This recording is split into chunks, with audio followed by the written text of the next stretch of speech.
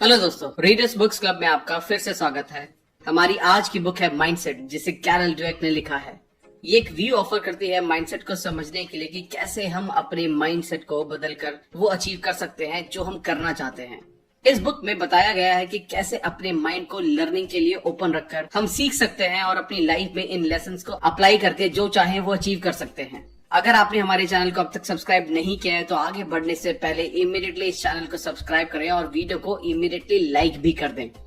इस बुक की ऑथर है कैरल ड्वेक। उनका बर्थ 17 अक्टूबर 1946 में हुआ था। वो एक रिसर्चर और साइकोलॉजिस्ट हैं। उन्होंने कई ऑर्गेनाइजेशंस के साथ काम किया है। उनके रिसर्चेस को New York times, Washington post and the Boston globe में भी अप्रिशिएट किया गया है। उन्होंने माइंडसेट पर बहुत सारी बुक्स लिखी हैं। इस बुक में आप सीखोगे कि किस तरह से हमारे बिलीफ हमारी लाइफ को शेप कर देते हैं। आप देखोगे कि महान लोग, चाहे वो स्पोर्ट्स में हो, बिजनेस में या किसी और फील्ड में हो, वो रातों रात सक्सेसफुल नहीं हो गए। हो सकता है कि इनमें से कुछ लोग टैलेंटेड हो, बट सारे के सारे टैलेंटेड नहीं थे। उनका भी किसी वक्त फिक्स्ड माइंडसेट था। ग्रोथ माइंडसेट डेवलप करके उन्होंने ग्रेटनेस को अचीव किया। आप समझोगे कि क्या चीज एक पर्सन को दूसरे से अलग करती है। आप देखोगे कि कैसे माइंडसेट्स हमारी पूरी लाइफ की डायरेक्शन तय करते हैं, फिर चाहे ये नेगेटिव हो या पॉजिटिव। आप ये भी जानोगे कि कैसे एक पॉजिटिव माइंडसेट डेवलप किया जा सकता है। ये बुक बहुत सारे रिसर्च पर बेस्ड है।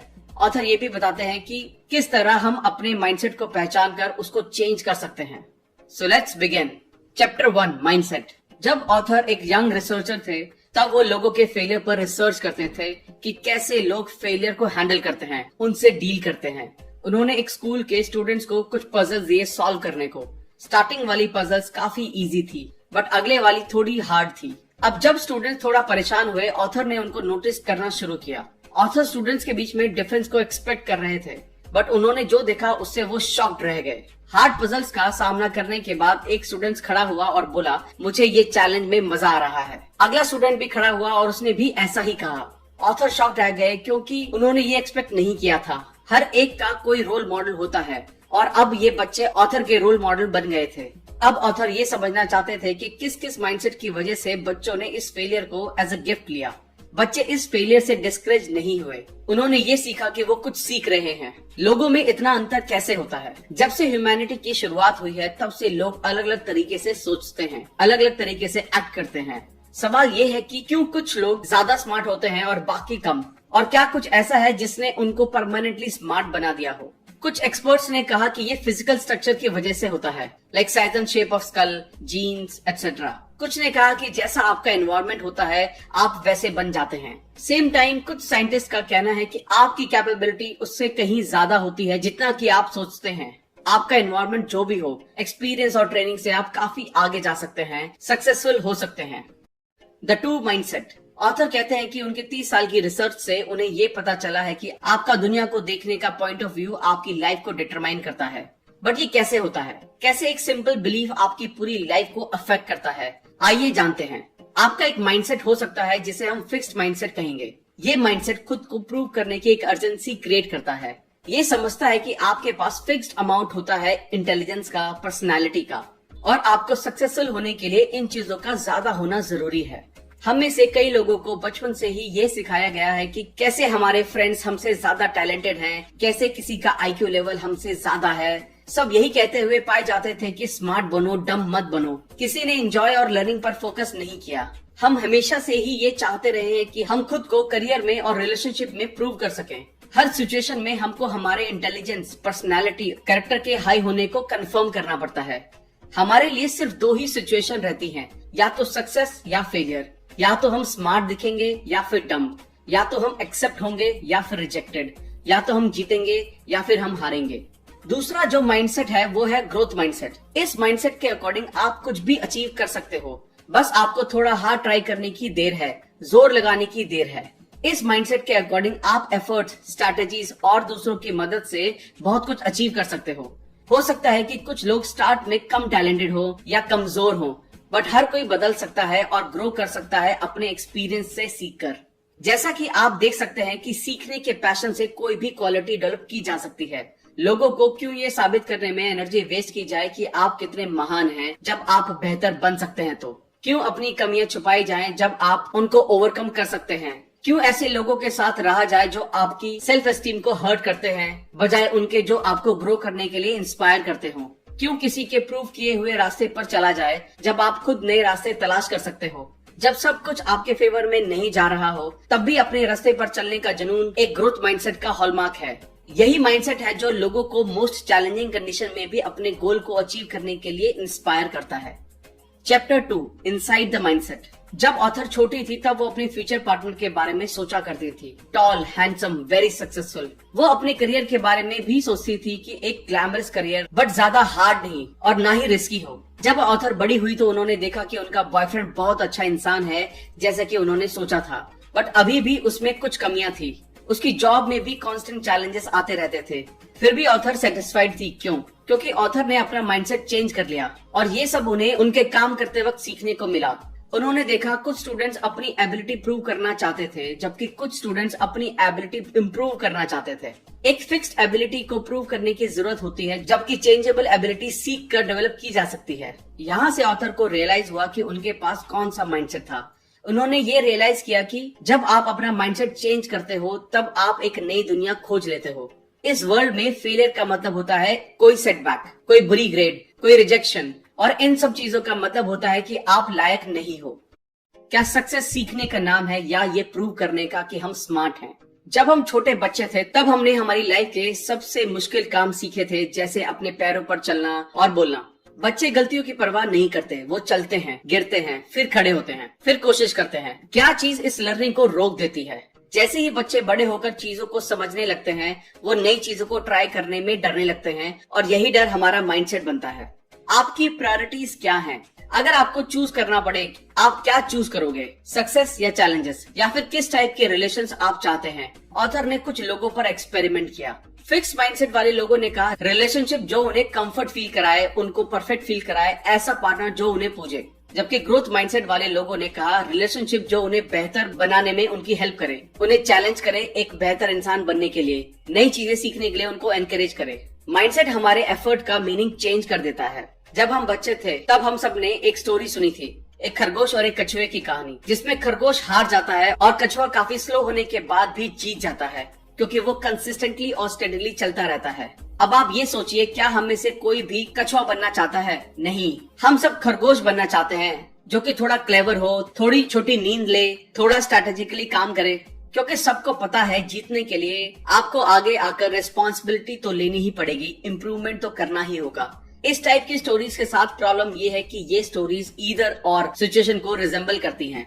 या तो आप टैलेंटेड हैं या फिर आपको ज्यादा एफर्ट लगाना होगा। ये हमें फिक्स्ड माइंडसेट की ओर ले जाता है, जैसे एफर्ट सिर्फ उन लोगों के लिए है जो कमजोर हैं या कम टैलेंटेड हैं। लोग हमेशा आपसे कहते रहते हैं अगर आपको किसी चीज के लिए मेहनत करनी पड़ रही है इसका मतलब ये है कि आप में वो एबिलिटी ही नहीं है, या फिर उन लोगों के पास सब कुछ आसानी से आ जाता है जो जीनियस होते हैं। दूसरी तरफ ग्रोथ माइंडसेट वाले लोग मानते हैं कि जीनियस लोगों को भी कुछ अचीव करने के लिए मेहनत की जरूरत पड़ती है। और बात जब एफर्ट्स की आती है, एफर्ट्स टेरिफाइंग होते हैं दो वजह से। एक तो फिक्स माइंडसेट के लिए जीनियस लोगों को एफर्ट लगाने की जरूरत नहीं होती, अगर जरूरत हुई तो उससे ये प्रूव हो जाएगा कि वो जीनियस नहीं है।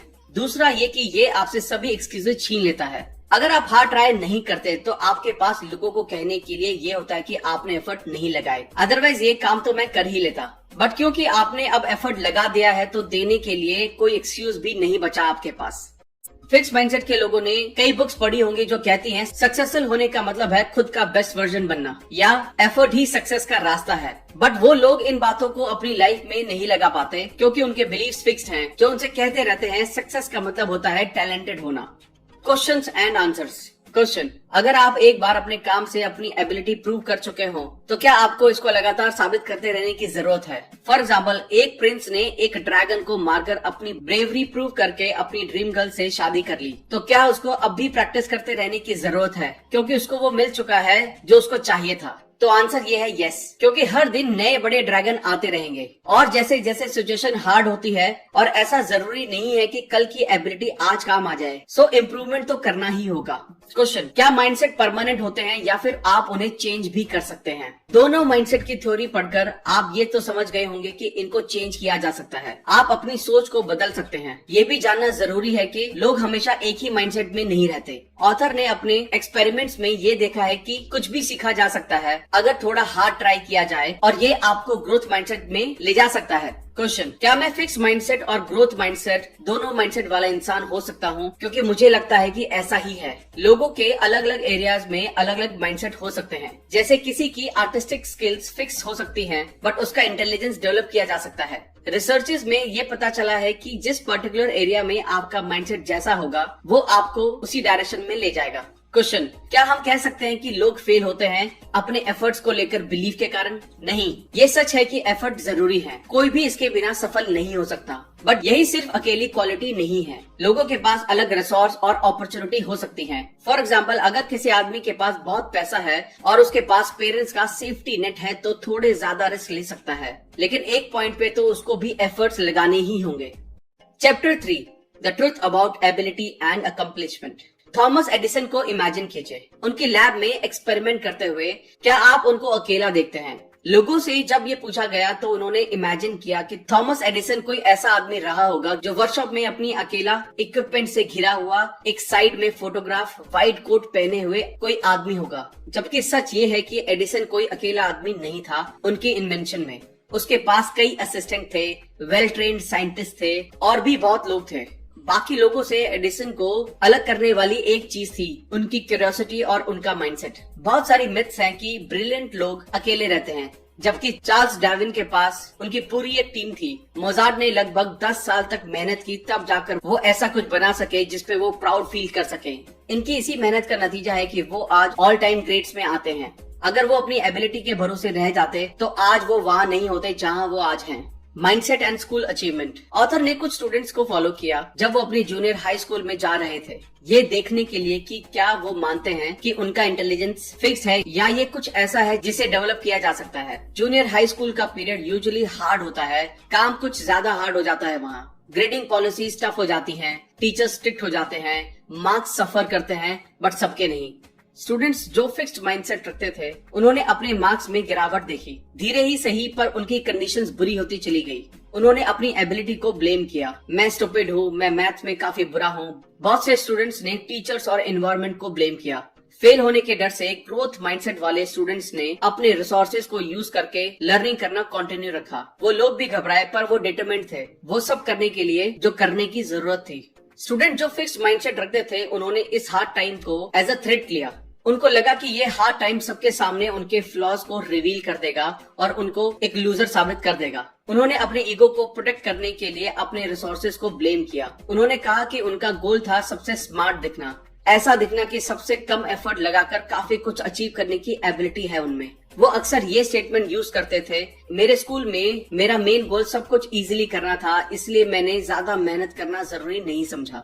दूसरी तरफ ग्रोथ माइंडसेट वाले स्टूडेंट्स के लिए इस बात का कोई मतलब नहीं था कि वो कोशिश करना छोड़ दे। उनके लिए ये वक्त कुछ सीखने की अपॉर्चुनिटी था। ये वक्त था कुछ नए सब्जेक्ट्स को सीखने का। एक वक्त था ये देखने का कि उन्हें क्या पसंद है और वो फ्यूचर में क्या बन सकते हैं। कंक्लूजन ये है कि हर कोई एक जैसा नहीं है, बट हम सही माइंडसेट रखकर वो सब कुछ अचीव कर सकते हैं जो हम चाहते हैं।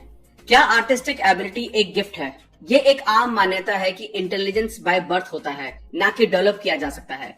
बात अगर आर्टिस्टिक एबिलिटी की होती है उसके बारे में भी यही कहा जाता है। फॉर एग्जाम्पल, लोग नेचुरली या तो अच्छी ड्राइंग बना लेते हैं या फिर वो नहीं बना पाते। इवन ऑथर भी इस बात को मानती थी। फिर वो एक बूढ़े आदमी से मिली जिसका नाम एडवर्ड था। वो एक ड्राइंग क्लासेस चलाता था। वो अपने क्लाइंट से उल्लू की आर्ट बनवाता था। उन्होंने ऑथर को भी यही करने को बोला। ऑथर ने कुछ ड्राइंग बनाई, फिर एडवर्ड्स ने कुछ लोगों की पहले की और बाद की ड्राइंग दिखाई। ऑथर सरप्राइज हो गई उनको देखकर कि बाद वाली ड्राइंग काफी अच्छी बनी थी। उन्होंने इसके पीछे का राज एडवर्ड से पूछा। एडवर्ड ने कहा, देखने का तरीका। ड्राइंग स्किल्स में इनमें ज्यादा चेंज नहीं आया था। चेंज आया था सही से देखने की वजह से। ड्राइंग के edges, spaces, light, shadow. Drawing सीखने के लिए हर एक कंपोनेंट को डीपली सीखना होता है और फिर उन्हें एक प्रोसेस में डालना होता है जिससे इसे सीखा जा सके। कंक्लूजन ये है कि कुछ लोग किसी चीज को बिना किसी ट्रेनिंग या बहुत कम ट्रेनिंग के साथ कर सकते हैं, बट कोई और भी इस काम को और भी अच्छे तरीके से कर सकता है अगर वो ट्रेनिंग करता रहे तो। प्रेज एंड पॉजिटिव लेबल्स का खतरा।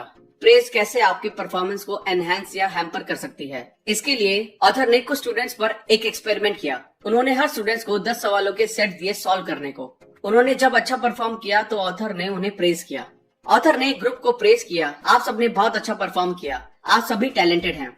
फिर उन्होंने दूसरे ग्रुप से कहा, आपने भी बहुत अच्छा किया, आपने बहुत मेहनत की। दोनों ग्रुप टेस्ट से पहले सेम थे, बट बाद में वो अलग हो गए। जिनको तारीफ मिली टैलेंट के लिए, उनमें एक फिक्स माइंडसेट डेवलप हुआ और उनमें ये साइन भी दिखाई दिए।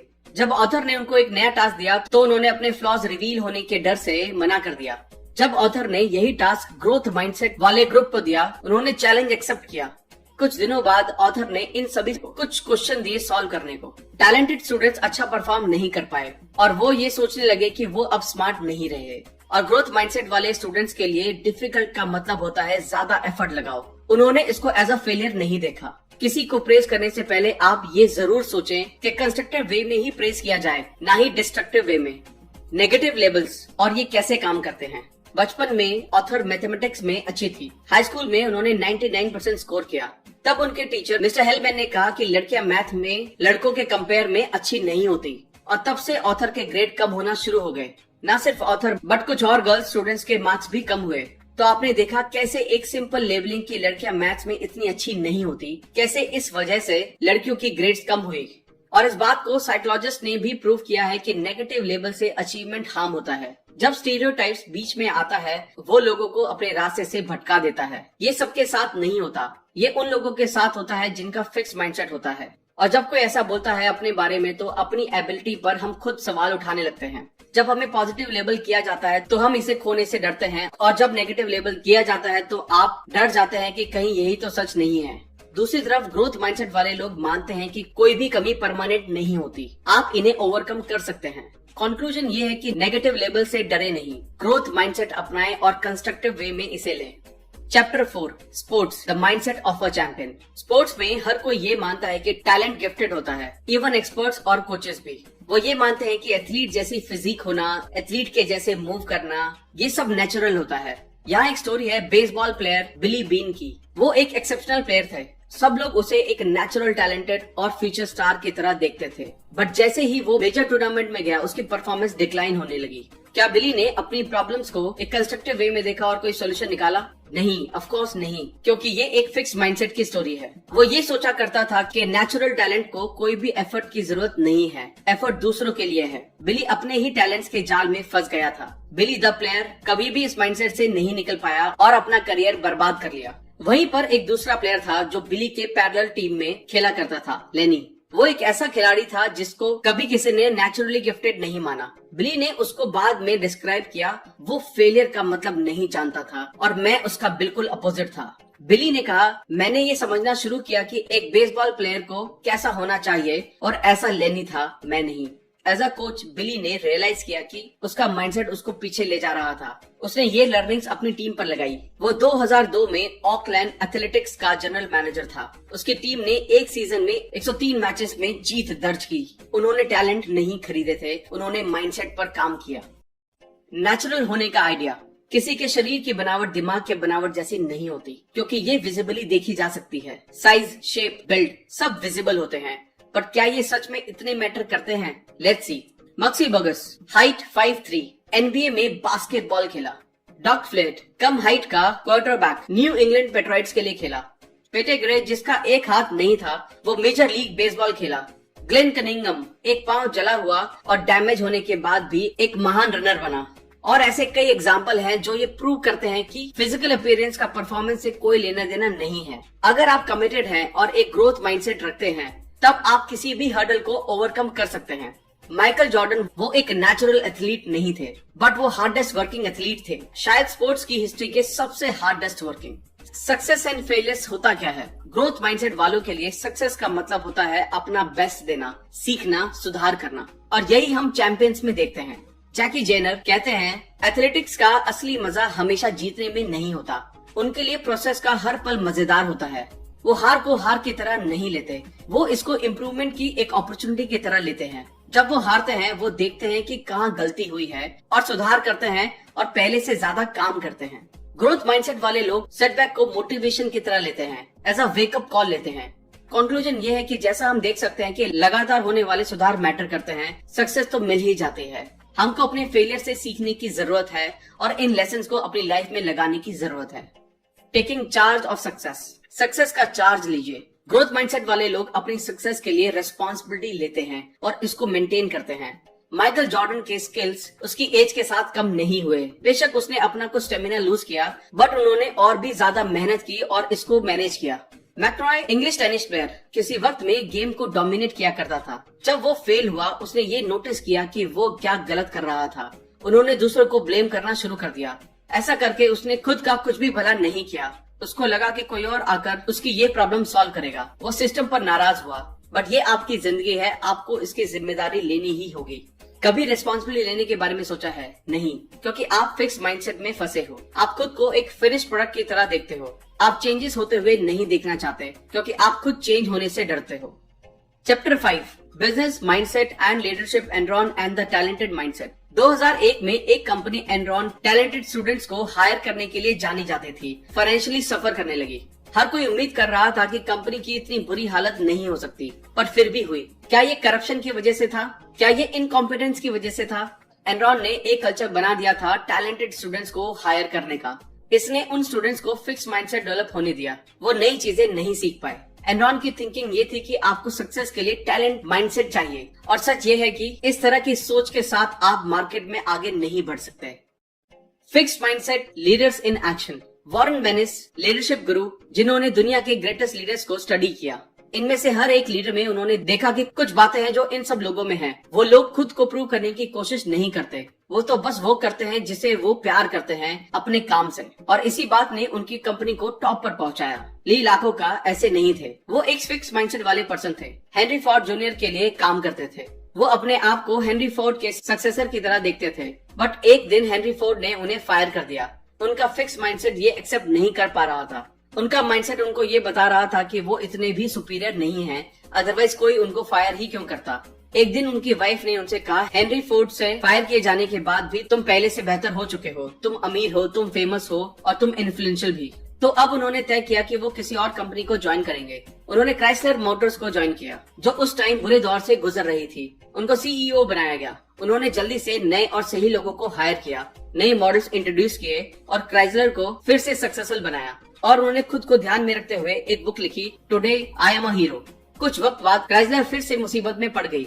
लकोका का फिक्स माइंडसेट खुद को प्रूव करने में लगा रहा। उन्होंने अपना टाइम और कंपनी का पैसा अपनी पब्लिक इमेज को बेहतर बनाने में लगाया। उन्होंने वॉल स्ट्रीट को इम्प्रेस करने के लिए और क्राइसलर मोटर्स के स्टॉक्स के प्राइस बढ़ाने के लिए काफी पैसा खर्च किया, जो पैसा नई कार्स के मैन्युफैक्चरिंग पर खर्च होना चाहिए था। वो बस अपनी सीईओ की पोस्ट से बचना चाहते थे, ताकि वो दुनिया को ये प्रूव कर सके कि वो एक लूजर नहीं थे।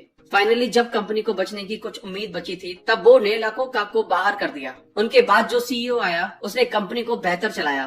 फिक्स माइंडसेट ये सब कर सकता है। ये कंपनीज को बर्बाद कर सकता है अगर उनका लीडर एक फिक्स माइंडसेट पर्सन है।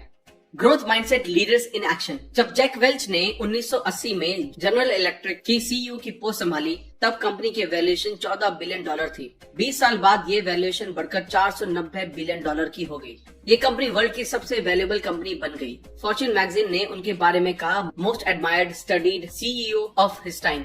बट ऑथर ने उनके बारे में कुछ और अच्छा पढ़ा न्यूयॉर्क टाइम्स की मैगजीन में, जिसे स्टीव बेनेट ने लिखा था। मैंने एम्प्लॉयज के साथ कैसे बिहेव किया जाता है, ये जैक वेल्च से सीखा है अपने जीई के टेन्योर के दौरान। जैक वेल्च खुद एम्प्लॉयज के पास जाते थे ये देखने के लिए कि क्या चल रहा है। जैक वेल्च का शेड्यूल पैक रहता था, उन्हें कई सारे काम रहते थे, बट उन्होंने लकोका की तरह नहीं किया। उन्होंने कभी भी वर्कर से बात करना और उनमें इम्प्रूवमेंट करना नहीं छोड़ा। जैक वेल्च का भी किसी वक्त फिक्स माइंडसेट था। 1971 में जब उनका नाम प्रमोशन के लिए कंसीडर किया गया, जीई के एचआर ने कहा, जैक वेल्च एक एरोगेंट पर्सन है, क्रिटिसिज्म एक्सेप्ट नहीं करते हैं, अपने टैलेंट के ऊपर काफी डिपेंड है और हार्ड वर्किंग नहीं है, जो कि अच्छे साइन नहीं है। फॉर्चुनेटली जब जब सक्सेस उनके सर चढ़ी, उन्होंने इसको एक वेकअप कॉल की तरह लिया। उनके एक्सपीरियंस से उन्होंने सीखा कि वो एक गाइड हैं, ना कि एक जज। उन्होंने रियलाइज किया कि लोगों को कंपनी से बाहर करना सही नहीं है, उनके मिस्टेक्स को इम्प्रूव करके उनको ऊपर ले जाना ज्यादा जरूरी है। और उनकी इन टैक्टिक्स ने जी को आज वहां पहुंचा दिया जहां वो आज है। चैप्टर 6, माइंडसेट इन लव और नॉट। रिलेशनशिप के स्मूथ चलते रहने के बारे में आप क्या सोचते हैं? ये कभी भी स्मूथ नहीं चलती। ये रास्ते डिसअपॉइंटमेंट्स और हार्ट ब्रेक से भरे पड़े हैं। कुछ लोग इन डिसअपॉइंटमेंट्स को दिल पर ले लेते हैं और फ्यूचर में भी सेटिस्फाइंग रिलेशनशिप नहीं बना पाते। इसके लिए ऑथर ने 100 लोगों पर एक एक्सपेरिमेंट किया और उनसे अपना कोई बुरा एक्सपीरियंस शेयर करने को कहा। लोगों ने अपनी स्टोरी सुनाई। वहाँ पर दोनों माइंडसेट के लोग थे। जब फिक्स माइंडसेट के लोगों से पूछा गया, उनको जज फील हुआ और रिजेक्टेड भी। उनका सबसे बड़ा गोल होता है अपने एक्स लवर से बदला लेना। ग्रोथ माइंडसेट वाले लोगों के लिए ये समझने के बारे में होता है कि वो माफ करते हैं और आगे बढ़ जाते हैं। ऑल्दो वो भी हर्ट फील करते हैं, बट फिर भी वो इससे सीखते हैं। वो इसको एक सीख की तरह लेते हैं, क्योंकि हर रिलेशनशिप आपको कुछ सिखाती है और सही पार्टनर ढूंढने में आपकी मदद करती है। Mindsets falling in love. अभी तक हमने देखा है कि फिक्स माइंडसेट वाले लोग सोचते हैं कि आपकी क्वालिटीज फिक्स माइंडसेट होती हैं, बट रिलेशनशिप में 3 फैक्टर्स होते हैं: आप, आपका पार्टनर और आपकी रिलेशनशिप। फिक्स माइंडसेट के लिए ये तीनों ही फैक्टर्स परफेक्टली अलाइंड होनी चाहिए। बट ग्रोथ माइंडसेट वाले लोग ये मानते हैं कि आप हमेशा क्वालिटी और कैरेक्टर डेवलप कर सकते हो, खुद में, अपने पार्टनर में और अपने रिलेशनशिप में। फिक्स माइंडसेट वाले लोग 2 तरह से सोचते हैं। अगर आपको अपनी रिलेशन पर काम करना पड़े तो ये रिलेशनशिप परफेक्ट नहीं है। इन लोगों के साथ एक समस्या ये है कि इनको लगता है सब चीजें ऑटोमेटिकली ठीक हो जाएंगी। रिलेशनशिप में प्रॉब्लम्स होने का वो ये मतलब लगाते हैं कि उनका पार्टनर फेथफुल नहीं है। The partner as enemy. Fixed mindset वाले लोगों के साथ ये प्रॉब्लम होती है कि जब भी रिलेशनशिप में कोई प्रॉब्लम आती है, वो अपने पार्टनर को दुश्मन की तरह ट्रीट करने लगते हैं। जब इनके लिए और चीजें काम नहीं कर रही होती हैं, तो वो किसी और को ब्लेम नहीं कर सकते। बट जब रिलेशनशिप ठीक से काम नहीं कर रही होती है, वो अपने पार्टनर को ब्लेम करते हैं। रिमेम्बर, फिक्स माइंडसेट वाले लोगों के लिए किसी को माफ करना कितना मुश्किल होता है। वो लेबल फील करते हैं जब कोई उनको रिजेक्ट कर देता है, बट जब वो अपने पार्टनर को अच्छे पर्सन की तरह देखते हैं तो अपनी रिलेशनशिप में वो खुद को बुरा मानने लगते हैं। वो ये सोचते हैं कि अगर मेरा पार्टनर अच्छा पर्सन है तो फिर ये रिलेशनशिप शायद मेरी ही वजह से प्रॉब्लम में है। यही पेरेंट्स के केस में भी होता है। जब पेरेंट्स सपोर्टिव होते हैं फिर भी बच्चे अच्छा परफॉर्म नहीं कर पाते, तो वो ये सोचने लगते हैं कि मेरे पेरेंट्स तो सपोर्टिव हैं, फिर भी अगर मैं अच्छा नहीं कर पा रहा हूँ तो इसमें जरूर ही मुझ में कोई कमी होगी। Competition, who is the greatest. Relationship में अगर आपके पास एक फिक्स माइंडसेट है तो आप खुद को प्रूव करना चाहते हैं अपने पार्टनर के सामने। ऐसे में अपने पार्टनर के साथ कंपटीशन करने लगते हैं, कौन ज्यादा स्मार्ट है, टैलेंटेड है और लाइकेबल है। सुजैन का बॉयफ्रेंड सोचता था कि वो सबका अटेंशन ग्रैब कर लेती है हर एक पार्टी में, और वो खुद को इंफीरियर फील करता था। उन लोगों ने एक कॉन्फ्रेंस अटेंड की। वहाँ उन्होंने देखा कि सब लोग सुजैन को प्रेज कर रहे हैं। मार्टिन चिढ़ गया। पार्टी फिनिश होने के बाद जब ये दोनों कार में बैठे तब भी ड्राइवर ने सुजैन की ही तारीफ की। मार्टिन और चिढ़ गया। लकीली मार्टिन ज्यादा कॉम्पिटिटिव नहीं था, अदरवाइज सिचुएशन वर्स हो सकती थी। और यहाँ पर फिक्स माइंडसेट ये बात एक्सेप्ट नहीं कर पाता कि आपका पार्टनर आपसे बेहतर है। Developing in relationships. जब लोग रिलेशनशिप में होते हैं उनको अक्सर ऐसा पार्टनर मिलता है जो उनसे अलग होता है। वो ये सीख नहीं पाते कि डिफरेंसेस के साथ कैसे डील करना है। एक अच्छी रिलेशनशिप में लोग ऐसे स्किल्स डेवलप करते हैं, दोनों पार्टनर एक साथ ग्रो करते हैं और रिलेशनशिप बेहतर हो जाती है। Chapter 7, parents, teachers and coaches. Where do mindsets come from. जब पेरेंट्स से पूछा गया तो उन्होंने हमेशा ये कहा, हम अपने बच्चों को ग्रो होते हुए देखना चाहते हैं। हम ऐसा कुछ भी नहीं करेंगे जिससे उनकी स्टडी या लाइफ को नुकसान हो। बट क्या ये सच है? Let's see. कई पेरेंट्स अपने बच्चों के लिए कहते हैं कि उनकी क्वालिटीज परमानेंट हैं और दूसरे बच्चे ब्रिलियंट हैं, पर उनका बच्चा नहीं है। दूसरी तरफ पेरेंट्स तारीफ में कहते हैं कि तुम अच्छी प्रोग्रेस कर रहे हो और हम इससे खुश हैं। यहीं से वो फिक्स माइंडसेट और ग्रोथ माइंडसेट अडॉप्ट करना शुरू कर देते हैं। टीचर्स और कोचेस भी सेम वे में स्टूडेंट्स को ट्रीट करते हैं। Parents and teachers, messages about success and failure. तुमने ये सब जल्दी सीख लिया, तुम बहुत स्मार्ट हो, तुम बहुत टैलेंटेड हो, तुमने अच्छा कर दिखाया इतना कम पढ़ने के बाद भी। क्या ये मैसेजेस सपोर्टिव नहीं है? बिल्कुल है, बट जरा इसकी दूसरी साइड भी देखिए। अगर मैं कोई और चीज जल्दी से सीख नहीं पाता, इसका मतलब मैं स्मार्ट नहीं हूँ। अगले किसी टेस्ट में अगर मैं हार्डवर्क से अच्छे मार्क्स नहीं लाता हूँ तो मैं टैलेंटेड नहीं हूँ। ऐसे सपोर्टिव मैसेजेस भी बच्चों को फिक्स माइंडसेट की तरफ धकेल देते हैं और वो टैलेंट के साथ और भी ज्यादा ऑब्सेस हो जाते हैं। Reassuring children. कैसे बच्चे को किसी टेस्ट या परफॉर्मेंस के पहले सिक्योर फील करवाया जाए। बच्चों को उनके टैलेंट के बारे में रीअश्योर करना बैकफायर कर सकता है। वो इस बात से डरेंगे कि कहीं वो अच्छा परफॉर्म नहीं कर पाए तो लोग उनको लेस टैलेंटेड समझेंगे। अक्सर पेरेंट्स कहते हैं, देखो तुम स्मार्ट हो इसलिए फिक्र करना बंद करो, तुम्हें पता है तुम अच्छा परफॉर्म करोगे। वो सपोर्टिव हैं बट साथ ही साथ डिस्ट्रक्टिव भी। क्या ये एक तरीका हो सकता है? हर कोई हमको जज करेगा बट हम नहीं करेंगे। हमें खुशी है कि तुमने सीखा और तुम अभी भी सीख रहे हो। Constructive criticism more about failure messages. हमने ये कई बार सुना है कंस्ट्रक्टिव क्रिटिसिज्म, बट क्या हम सच में कंस्ट्रक्टिवली क्रिटिसाइज करते हैं? कंस्ट्रक्टिव मीन्स किसी बच्चे की हेल्प करना, किसी प्रॉब्लम को सॉल्व करने में, एक बेटर पर्सन बनने में। यहाँ 2 एग्जाम्पल हैं। बेटे, मुझे बहुत बुरा लगता है जब तुम अपना काम फिनिश नहीं करते। तुम कब तक ये काम फिनिश कर लोगे? या फिर बेटे, क्या कुछ ऐसा है जिसे समझने में मैं तुम्हारी मदद कर सकता हूँ? क्या तुम चाहते हो तुम्हारा असाइनमेंट समझने में मैं तुम्हारी हेल्प करूँ? आपने देखा कि किस तरह कंस्ट्रक्टिव क्रिटिसिज्म किया जा सकता है, और एज अ पेरेंट और एज अ ह्यूमन बीइंग हमें यही करना चाहिए। Mindset can be a life and death matter. Parents अपने बच्चे का हमेशा भला चाहते हैं, बट कभी कभी इनको मुसीबत में भी डाल देते हैं। यहाँ एक स्टोरी है सुजैन की। उसके पेरेंट्स चाहते थे कि उनकी लड़की हार्वर्ड बिजनेस स्कूल जाए, बट सुजैन को साइंस में इंटरेस्ट था और उसके पेरेंट्स के प्रेशर की वजह से वो डिप्रेशन में चली गई। इस वजह से कभी कभी उसकी ग्रेड्स A+ आ जाती, पर कभी कभी F ही रह जाती। ऐसी सिचुएशन बच्चों को सुसाइड टेंडेंसी की तरफ भी ले जाती हैं। What makes a great teacher और पेरेंट? कई टीचर्स सोचते हैं कि अपने पढ़ाने के स्टैंडर्ड को लो करके वो स्टूडेंट्स को बेहतर समझा सकते हैं और इससे स्टूडेंट्स को सक्सेसफुल फील होगा, बट ये चीज काम नहीं करती है। स्टैंडर्ड लोअर करके आप सिर्फ कम एजुकेटेड स्टूडेंट्स बना रहे होते हैं। अच्छे टीचर विश्वास करते हैं ग्रोथ में और वो लर्निंग के बारे में सोचकर रोमांचित होते हैं और स्टूडेंट्स में भी यही माइंडसेट डेवलप करते हैं। Chapter 8, changing mindset, a workshop, the nature of change. जब ऑथर अपनी फर्स्ट ग्रेड में थी, उसकी फैमिली नए टाउन में मूव कर गई। वहाँ के स्टूडेंट्स और माहौल ऑथर से अनफेमिलियर थे। स्टूडेंट्स उनसे काफी आगे थे। टीचर्स आई और उनसे एक लेटर लिखने को कहा। सब स्टूडेंट्स ने लेटर लिखे, बट ऑथर को पता नहीं था कि क्या करना है। अपने फिक्स माइंडसेट के चलते वो पूछ भी नहीं सकी। बाद में उन्होंने रियलाइज किया कि उन्हें टीचर से पूछना चाहिए था। आपको ग्रोथ माइंडसेट को डेवलप करना ही होगा। इसके लिए आपको हेल्प के लिए पूछना ही पड़ेगा। हो सकता है स्टार्टिंग में आपका माइंडसेट फिक्स हो, पर जैसे जैसे आप ग्रोथ माइंडसेट डेवलप करते हैं, ये आपके फिक्स माइंडसेट को ओवरलैप कर लेता है। Mindset go further. एक फिक्स माइंडसेट अपने ही स्टैंडर्ड्स बना लेता है जो पूरी तरह जजिंग के ऊपर बेस होते हैं। लाइक इसका मतलब मैं एक लूजर हूँ, इसका मतलब मैं तुमसे एक बेटर पर्सन हूँ, एटसेट्रा। ऑथर ने ऑब्जर्व किया कि फिक्स माइंडसेट वाले लोग किसी सिचुएशन को ज्यादा इवेल्युएट करते हैं। कुछ अच्छा होना उनके लिए एक पॉजिटिव लेबल होता है और कुछ बुरा होना एक नेगेटिव लेबल। ग्रोथ माइंडसेट वाले लोग लगातार देखते हैं कि क्या हो रहा है, बट वो जज नहीं करते हैं खुद को या किसी और को। वो भी सेंसिटिव होते हैं पॉजिटिव और नेगेटिव इन्फॉर्मेशन के लिए, बट वो इन एक्सपीरियंसेस को कंस्ट्रक्टिवली लेते हैं, एक बिल्डिंग ब्लॉक के जैसे मैं क्या सीख सकता हूँ इस सिचुएशन से, मैं कैसे इम्प्रूव कर सकता हूँ। A mind workshop. अभी ऐसा वक्त चल रहा है जब स्टूडेंट सबसे ज्यादा प्रॉब्लम फेस कर रहे हैं।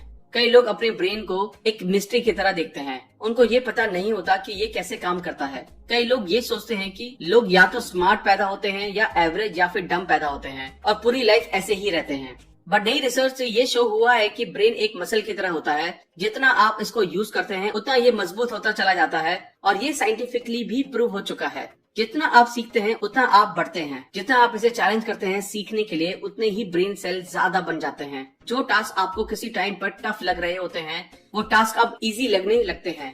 People who don't want to change. Entitlement. Fixed mindset वाले लोग सोचते हैं कि वो सही हैं, दुनिया को बदलना चाहिए, ना कि उन्हें।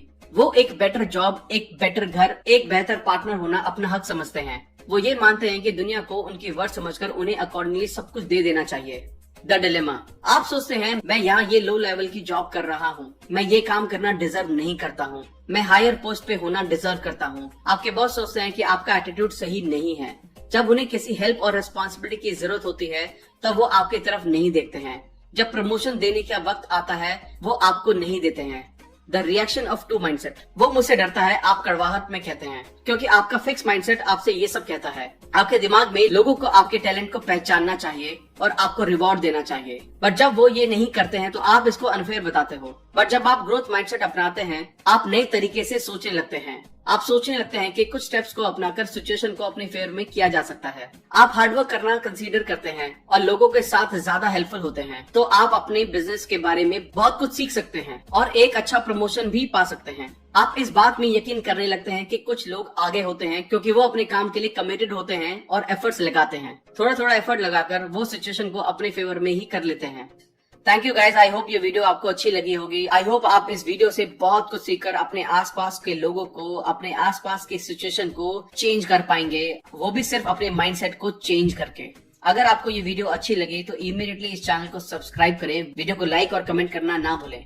और अगर आप हमारे चैनल के साथ कोलैबोरेट करना चाहते हैं तो इमीडिएटली हमें ईमेल करें। थैंक यू सो मच, जल्दी मिलेंगे और भी बेहतर वीडियो के साथ। Thank you.